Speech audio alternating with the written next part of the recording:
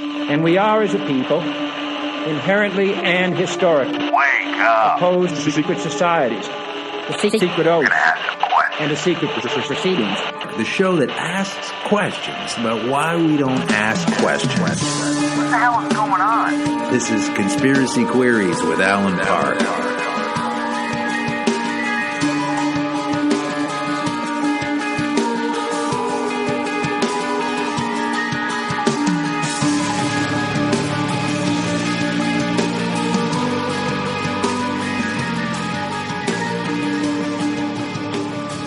And welcome to Conspiracy Queries with Alan Park. These are the Conspiracy Queries, and I'm the Alan Park. And I guess if you're Russian right now, you might be on your way to Russia if you're somewhere else in the world. Apparently, Putin is saying to bring all your relatives back home to Russia immediately, and is ordering all of its officials to fly home. But we're on the brink of some things, or it's just a scary time. I don't know, one or the other. I don't care if you're looking at it from the perspective of a long-time observer of federal elections, or if you're new to politics, or however long you've been following it, whether you favor one side or the other, you have to admit that this is the craziest one of these things I've ever seen. It's absolutely bonkers, and there's so much to dislike about both candidates. And, people say, oh, you're criticizing Trump, so I guess you're backing Clinton, and vice versa. They'll say the same thing. And I don't understand why, if I don't like salt, it doesn't automatically mean I like pepper, This whole election, for me, is... I can't believe it has decayed to this point of poor showmanship. But every day you would need a Hillary Clinton to be as sane as they portray her to be, to try to get behind her. I can't. And then today... a new article comes out. This is in mintpressnews.com. Leak reveals Clinton promised bankers to stand against marijuana legalization during an onstage Q&A session with Xerox chairman and CEO in March 2014. March 2014, Clinton used Wall Street terminology to express her opposition to ending cannabis prohibition, quote, in all senses of the word, close quote. So, sure, there's money to be made the longer marijuana is illegal. So, obviously, this is another one of these fairly well-hidden audio recordings that would paint a much better picture for the rest of us to fully see of everything that really is wrong with Hillary Clinton and her foundation and the way they do things, so that kind of thing, bankrolling the White House for your own personal gain, could stop. That would be great. And now the only person with a chance of doing that is just as bad or worse than Hillary Clinton. This guy is ridiculous. I'm not even going to talk about him in this particular episode. He's a ridiculous man. And it's kind of... I feel like I want to find out I'm getting punked at the end of this, that he just steps aside and goes, hey, I was with her all the time, and you Republican idiots are dummies, and I said so years ago, you fell for it, and I won a bet by doing this. That's what I would like that to happen. But chances of that are pretty slim, huh? All right. Well, and on BusinessInsider.com, Military and Defense says that the F-35 pilot disputes leaked Department of Defense memo that claims the F-35 may never be combat ready. He disputes it.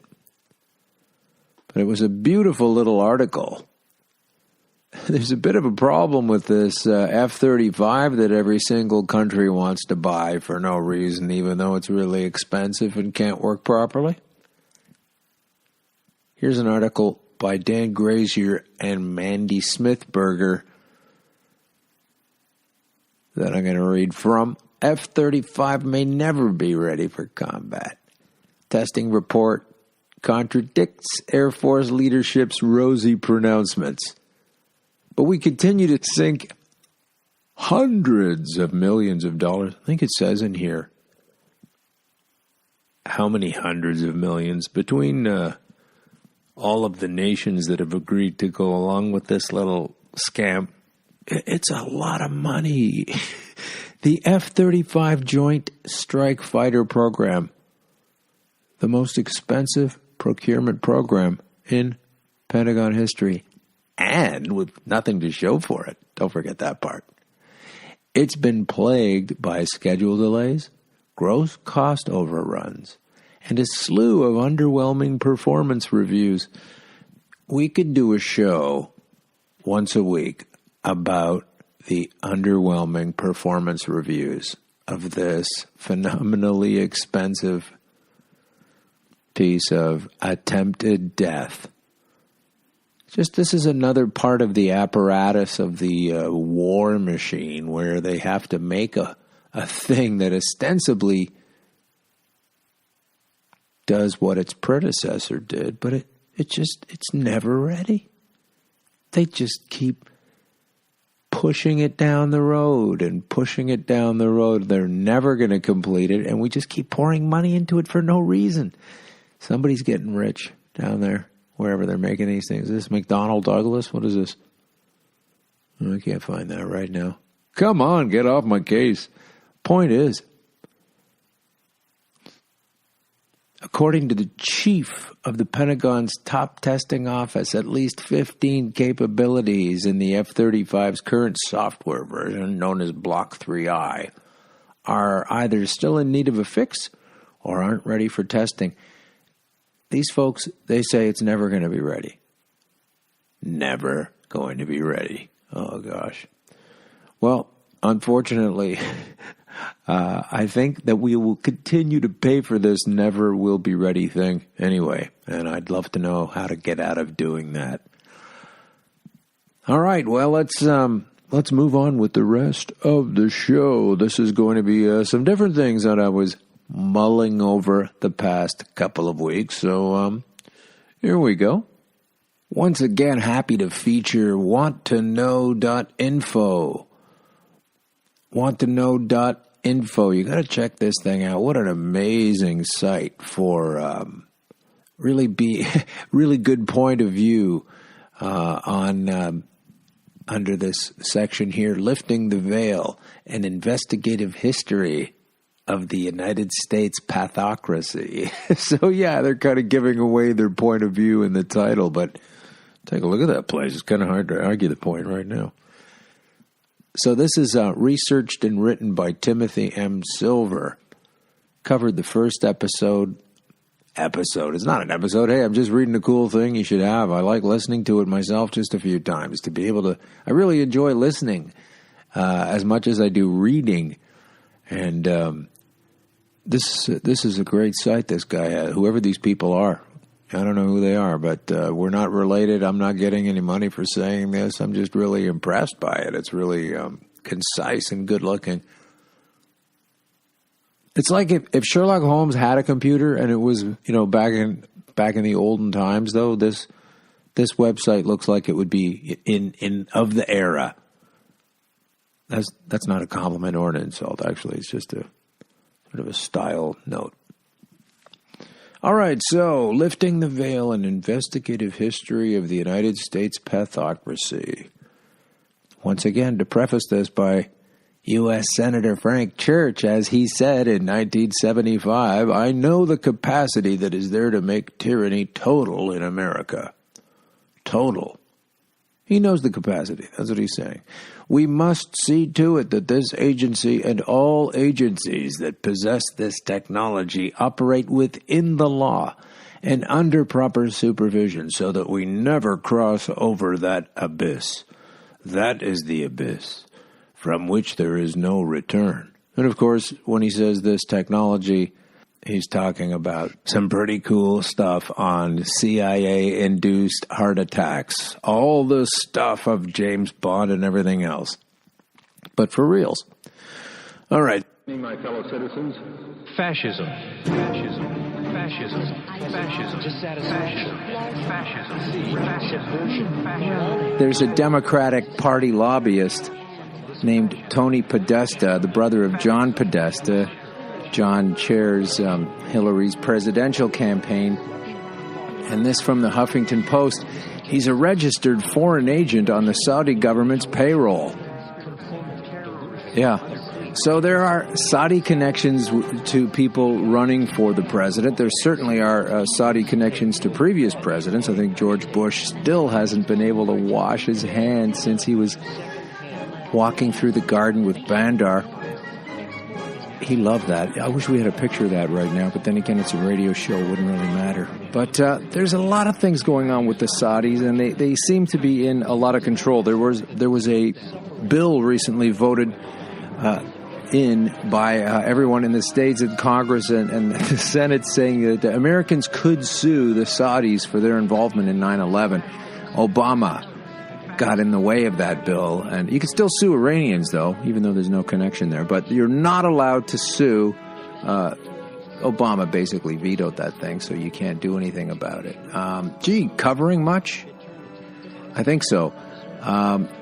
If there are any Saudis listening right now, please, go to your government leader, which is probably your uncle or your brother-in-law, and tell them to settle the hell down. I don't know what they think they're doing over there, fanning the flames of crazy, and I'm going to use that word, crazy religious fervor to the point where the Saudis think that people that are secular are the problem, when really that's hardly ever the case. In Canadian news, let's go to the company General Dynamics. General Dynamics has been granted the contract. Originally, we thought through the previous conservative government, but no. Turns out the deal has been done through the current liberal government, where they're providing $10 or $15 billion. I don't really know how much it is. It sounds like a lot of money. One of those robe-wearing Saudis probably has that kicking around in the back pocket. Anyway, they are putting together this serious shipment of serious war machines. We've had discussions about it in Canada about how it shouldn't happen and it's not nice, and we don't want to contribute to the heavy-fisted rule of the Saudis, particularly when they slice off more heads than ISIS.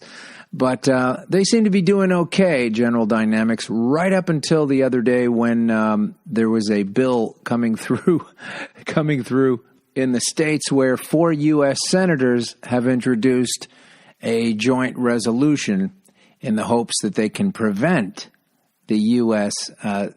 Sale of $1.15 billion worth of Abrams tanks and other military equipment to Saudi Arabia. And they were citing issues including the conflict in Yemen. Lots of bad stuff has happened in Yemen against a lot of innocent people. Doctors Without Borders is a hospital there that got blown up by the Saudis, and nothing happened. They just get away with it. So Rand Paul, Mike Lee, and Democrats Chris Murphy and Al Franken are strongly disapproving of the deal by some U.S. lawmakers to continue to sell war machines to these warmongers. And a lot of that war covert as well. And then, don't you know, lo and behold, right around now, General Dynamics took a hit on the stock market. Not a big one, but it's going in a different direction than it had been. It's down $1.21 or 0.8%. General Dynamics, not as happy with the news that people might be getting in the way of their military profiteering for which they have no moral explanation. Yeah, so that's not going well for them at the moment. Let's hope it continues. Let's hope that General Dynamics, well, I know that's not going to happen, but I don't mind seeing them have difficult economic times. Now, I do criticize the government, the official story, as you've heard by listening to this show more than once. That's the whole theme of it, really. And once in a while, though, you have to scan the mainstream scene and take a look and see if anyone there is doing a good job or not, or something they believe is a good job. And sometimes that happens. And so I'd like to give a little notice to a long-time servant of the public, as it were, within the Canadian Liberal Party. This guy might have run for the leadership of this party at one time. He's very famous and known across the country. His name is Ralph Goodale, a minister from Saskatchewan. And from the Saskatoon Star Phoenix, Ralph, the good guy, good cop Ralph, is saying marijuana regulation has, quote, clearly failed. And he calls legalization the best option. That might not sound like a big deal, but his leader, Justin Trudeau, has called legalization nothing more than coddling up to organized crime, and far outplaying that nonsensical card beyond any realistic expectation. So from the Star Phoenix in Saskatoon, it says, marijuana regulation in Canada and the United States has let down teenagers in both countries who are among the most prolific pot smokers in the world, according to the Federal Minister of Public Safety and Emergency Preparedness, Ralph Goodale. At the same time, the $2.3 billion that Canada spends on obviously ineffective enforcement each year, those are his quotes, obviously ineffective. Hello, any officers listening? Coupled with the huge flow of cash to organized criminals, suggest the present system has clearly failed. In both countries, he says, we have to look to a better approach, and we believe the one that we're developing now with a new legal regime. I just hate that word. It's always bad news. A new legal regime that will be strictly regulated and controlled and taxed will be far more effective in the future, he said. Yeah, because they're still arresting people here. On the one hand, the federal government says, yeah, we're going to decriminalize this thing eventually. April 2017, the fourth month, the 20th day, I believe, is when they're going to show us their new wonderful regulations, their new regime. Yeah, it'll be taxed and everything. It'll be far more effective in the future, he says. In an April speech to the United Nations, Health Minister Jane Philpott said the Liberal government will introduce legislation to begin the process of legalizing marijuana in the spring of 2017. While few details are available, Goodale said the Liberals' proposed plan to legalize weed will do a better job of keeping marijuana away from teenagers and the profits out of the hands of criminals. While they are making these preparations, the police are going out of their way to arrest as many dispensaries of this healthful product as possible all across the country. It's been happening all across Toronto in the Toronto police operation called Operation Claudia. Claudia, of course, translating the etymological root for that is lame. So either the operation is lame or they are happy to focus on people that are physically lame and helping themselves with cannabis consumption.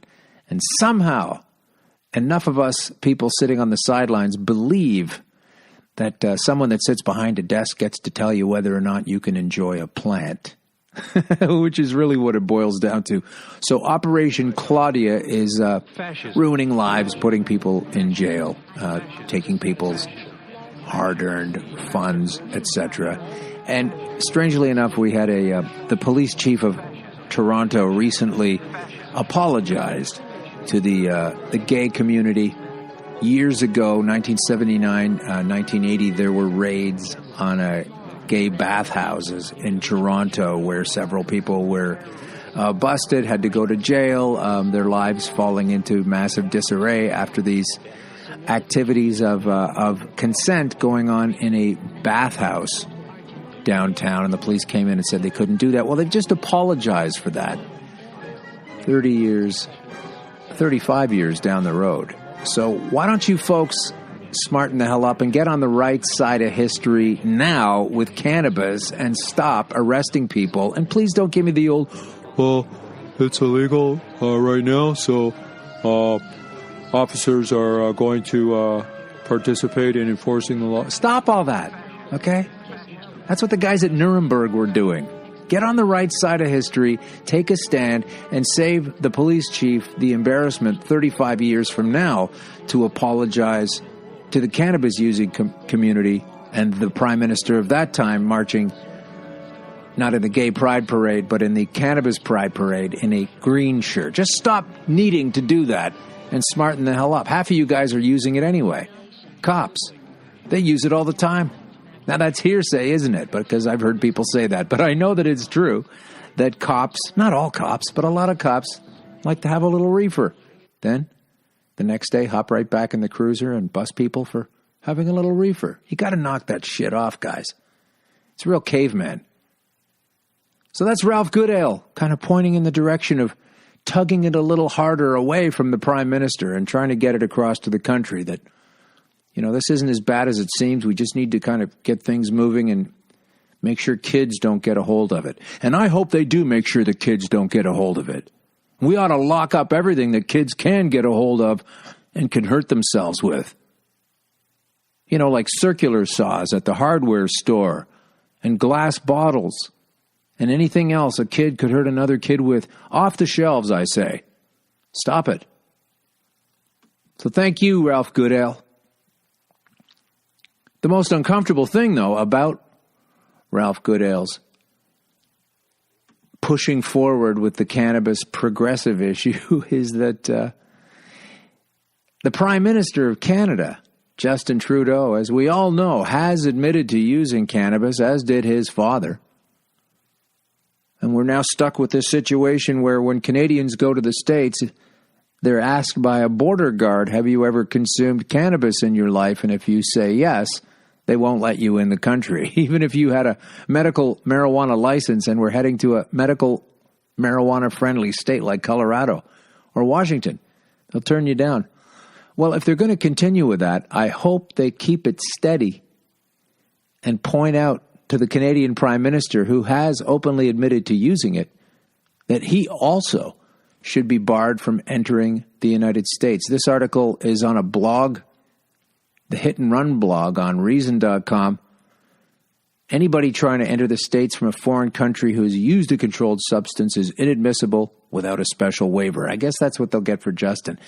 This law often trips up when Canadians driving into the country from the Great White North, and Sullum writes about concert goers being kept out. A medical doctor is denied entry simply because he'd written a journal article detailing decades ago use of psychedelics, and a former Canadian football player who had been convicted of possessing a joint 30 years prior to his attempted visit. Good God. So they are really cracking down on something down there. It's just amazing what a ridiculous situation that is. Anyway, there's another thing I've been harping on about lately. They are trying to gather our passwords. They are trying to increase access to our personal information. And just before I point my finger at this particular politician, let me just say a quote from Edward Snowden: developed democracies, of which Canada likes to think it's one, don't require citizens to testify against themselves.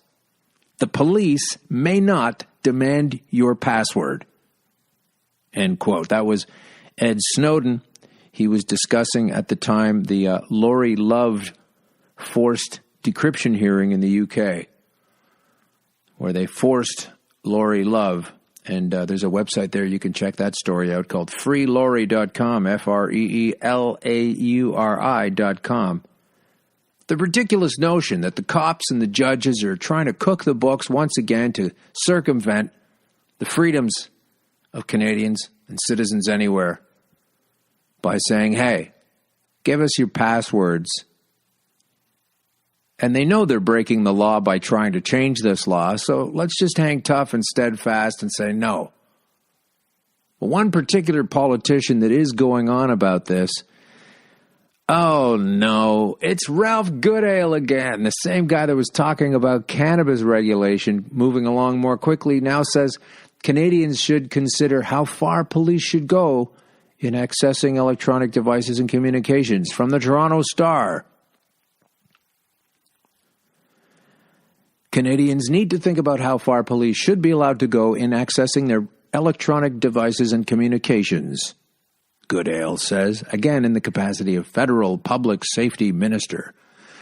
A federal review of cybersecurity will provide a chance to discuss a proposal from Canada's police chiefs for a new law that would compel people to hand over passwords with a judge's consent. The Canadian Association of Chiefs of Police says the measure is needed to fight criminals in cyberspace who increasingly use tools to hide their identities and communications. In the U.S., there are literally thousands of smartphones and other devices sitting on the shelves because authorities can't get into them, said Terrence Cunningham, a police chief in Massachusetts and president of the International Association of Chiefs of Police. And we know that those devices hold the answers to the questions that we need so that we can hold people accountable and prosecute some of these cases. Yeah, there's always an altruistic reason why they want to strip away our rights to privacy. It's going on all over the place. Bill C-51, just absolutely sickening and embarrassing. They don't want any oversight on these programs either. That's what really tips it. That's how you can tell they're full of shit. Because they don't want any kind of... You know, you ever see like a civilian member on a police review board? Whenever that happens, they work hard to kick that person out. So that's what's going on. So thanks, Ralph. Ralph is saying that while Canadians value their privacy, they also want police to have the necessary tools to investigate crimes. I think the Canadians recognize the imperatives on both sides.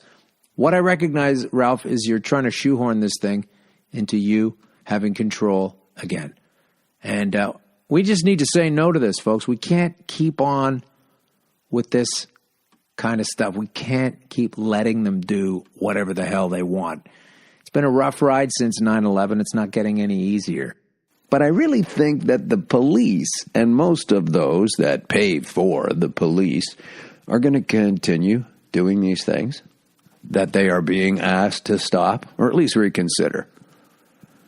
Because the American military sets the tone. Don't you think? Wouldn't that be kind of the case? They set the tone for the way the whole country goes. The way the whole country is run in an authoritarian manner. And so therefore, if while they're in foreign countries, they're doing terrible things, how can we expect them to treat us any better? It's like target practice. That's why the cops are getting all these military hardware donations. You might be hearing that they're paying for them, but hey man, you already paid for them when they went to the military. So yeah. That's the problem. And it's, you know, I can sit here as a guy with a show that talks about war ending, and it's really easy for me to say something like that. So why don't we get this guy to say that? I had him on the show before. He's a soldier from 2008. You're going to hear it again. I'm going to play this every once in a while. So if you're podcasting and you've already got this memorized, feel free to skip ahead a few minutes. But if you haven't got it memorized, memorize it. I'm going to memorize it. Okay, next week your job is to make sure this thing is memorized. All right, well, here is the gentleman who is a soldier, was a soldier in Iraq back when was sent in by the Bush faction of Corporatism USA. And he was in there for a while until he realized what a huge mistake that was, what a huge crime that was. And took to some hearings for American people to hear the truth. A lot of them went, and a lot of them know the truth. Most of them don't. Anyway, here he is, U.S. soldier Ethan McCord. Unless I'm mistaken, and I could be, because there are so many of these videos out there that I might have actually lost track of who it was. But doesn't that make it all the more powerful? There isn't just one of these videos of soldiers talking about what the hell's the matter with the American military interventionist system. There are lots of them. Not as many as are indoctrinated and trot off there and believe what they're being told by the folks that sign their checks, but a lot of them. And so when this particular guy came back after the economic meltdown of 2007-8, he couldn't believe it. His whole thrust is, wait a minute, I'm over in Iraq killing people so we can have our great way of life, and then you're throwing people out on the street here because you're just as criminal in the banks as you are in the Pentagon? No thanks. I've got some inside knowledge. I'm going to tell you what it is what this particular soldier said. And so if you've heard it before, there's no way you could have heard it too much. Fascism. I tried hard to be proud of my service, but all I could feel was shame. And racism could no longer mask the reality of the occupation. These were people. These were human beings. I've since been plagued by guilt anytime I see an elderly man, like the one who couldn't walk, who we rolled onto a stretcher and told the Iraqi police to take him away. I feel guilt anytime I see a mother with her children, like the one who cried hysterically and screamed that we are worse than Saddam as we forced her from her home. I feel guilt anytime I see a young girl, like the one I grabbed by the arm and dragged into the street. We were told we were fighting terrorists. The real terrorist was me, and the real terrorism is this occupation. Racism within the military has long been an important tool to justify the destruction and occupation of another country. It has long been used to justify the killing, subjugation, and torture of another people. Racism is a vital weapon employed by this government. It is a more important weapon than a rifle, a tank, a bomber, or a battleship. It is more destructive than an artillery shell, or a bunker buster, or a Tomahawk missile. While all those weapons are created and owned by this government, they are harmless without people willing to use them. Those who send us to war do not have to pull a trigger or lob a mortar round. They do not have to fight the war, they merely have to sell the war. They need a public who is willing to send their soldiers into harm's way. They need soldiers who are willing to kill and be killed without question. They can spend millions on a single bomb, but that bomb only becomes a weapon when the ranks in the military are willing to follow orders to use it. They can send every last soldier anywhere on earth, but there will only be a war if soldiers are willing to fight. And the ruling class, the billionaires who profit from human suffering, care only about expanding their wealth, controlling the world economy. Understand that their power lies only in their ability to convince us that war, oppression, and exploitation is in our interest. They understand that their wealth is dependent on their ability to convince the working class to die to control the market of another country. And convincing us to kill and die is based on their ability to make us think that we are somehow superior. Soldiers, sailors, Marines, airmen have nothing to gain from this occupation. The vast majority of people living in the U.S. have nothing to gain from this occupation. In fact, not only do we have nothing to gain, but we suffer more because of it. We lose limbs, endure trauma, and give our lives. Our families have to watch flag-draped coffins lowered into the earth. Millions in this country without health care, jobs, or access to education must watch this government squander over $450 million a day on this occupation. Poor and working people in this country are sent to kill poor and working people in another country to make the rich richer. And without racism, soldiers would realize that they have more in common with the Iraqi people than they do with the billionaires who send us to war. I threw families onto the street in Iraq, only to come home and find families thrown onto the street in this country, in this tragic and unnecessary foreclosure crisis. We need to wake up and realize that our real enemies are not in some distant land. They're not people whose names we don't know and cultures we don't understand. The enemy is people we know very well and people we can identify. The enemy is a system that wages war when it's profitable. The enemy is the CEOs who lay us off from our jobs when it's profitable. It's the insurance companies who deny us health care when it's profitable. It's the banks who take away our homes when it's profitable. Our enemy is not 5,000 miles away. They are right here at home. If we organize and fight with our sisters and brothers, we can stop this war, we can stop this government, and we can create a better world. Speaking of control and those means to squeeze freedom and enjoyment of life out of society, I don't know if you're familiar with pain. If you're a human being, I'll bet you are. But I've had my fair share, and they have products called opioids, which help relieve pain. Of course, they come with their own baggage caravan of side effects that are never any kind of fun.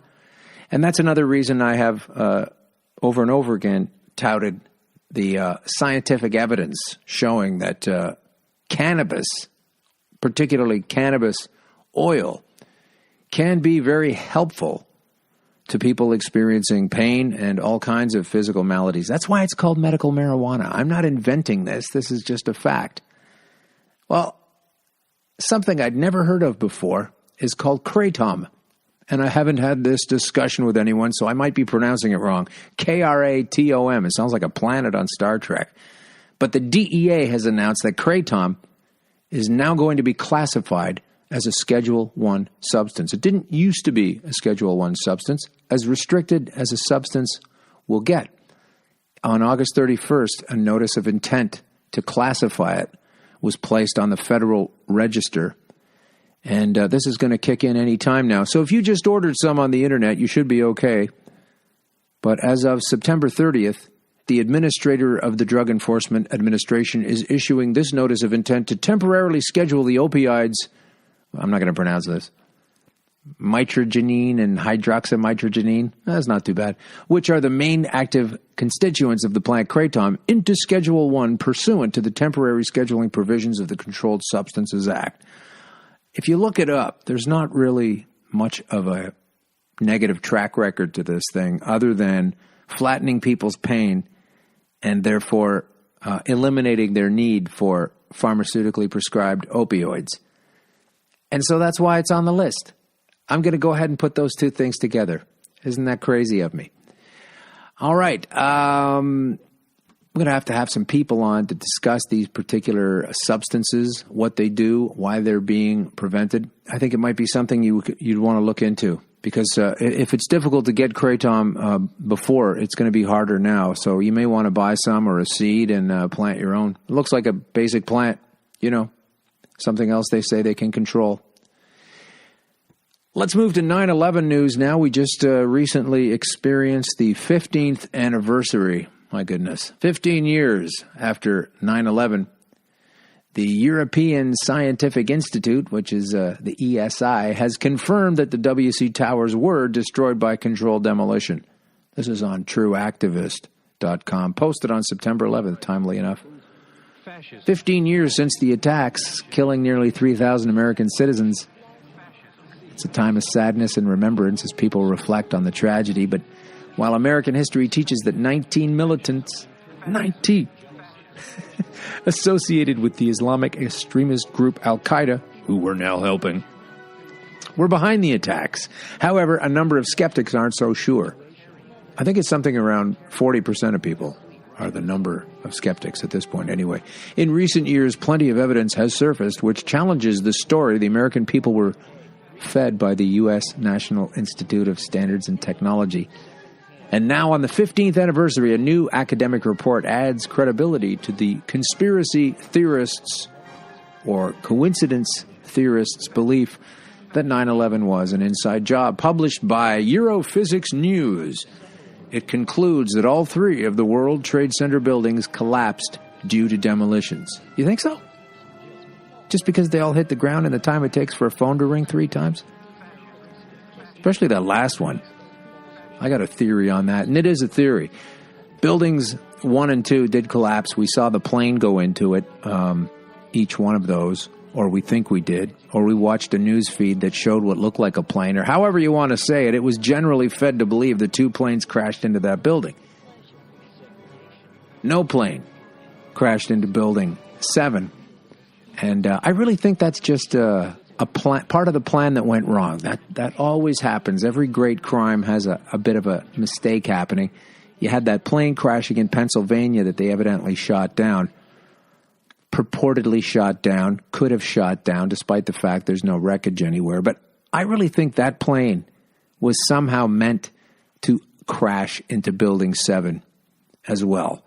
And then you would have had 3 planes crashing into 3 buildings that later all collapsed. And that would have kind of made more sense for a lot of people. As it was, I think that's the motivation of why they might have not really discussed much about Building 7's collapse over many, many years. Here it is from Europhysics News. It is noted, quote, "It bears repeating that fires have never caused the total collapse of a steel-framed high-rise before or since 9/11. Did we witness an unprecedented event 3 separate times? The NIST, National Institute of Standards and Technology, reports, which attempted to support that unlikely conclusion,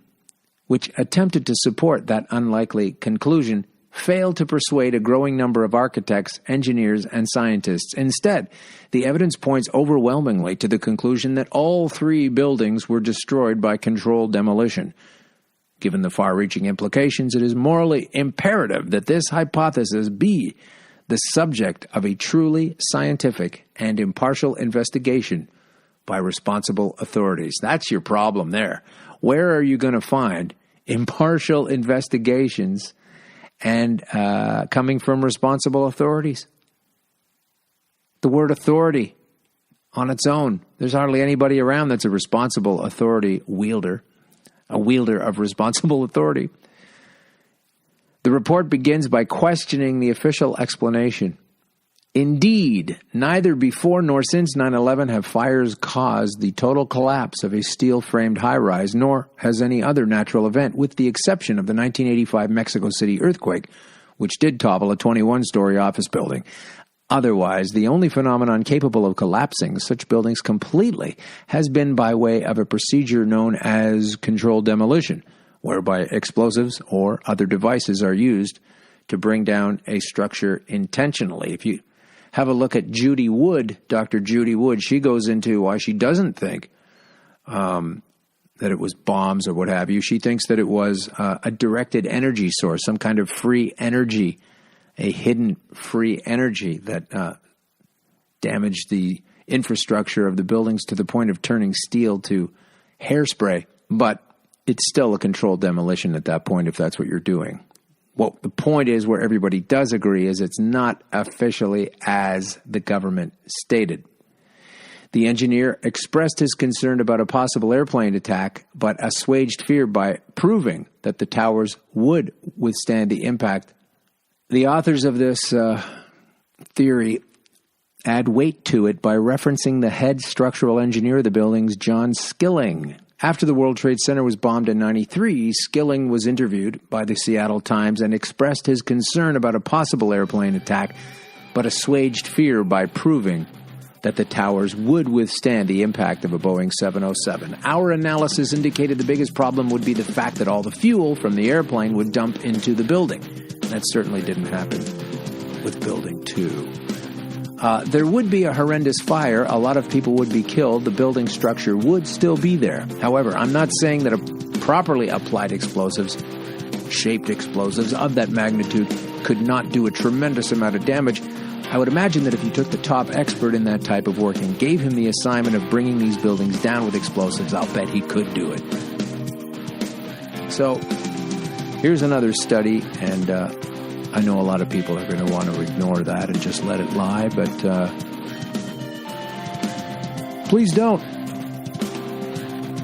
Be sure to subscribe to Conspiracy Queries with Alan Park on iTunes and to our YouTube channel. If you want to support the show and help create more episodes, you can become a patron at patreon.com/conspiracyqueries. We appreciate your feedback, so send us comments, complaints, or queries of your own to conspiracyqueries@gmail.com, or you can post them on our website at conspiracyqueries.com. Thanks for listening.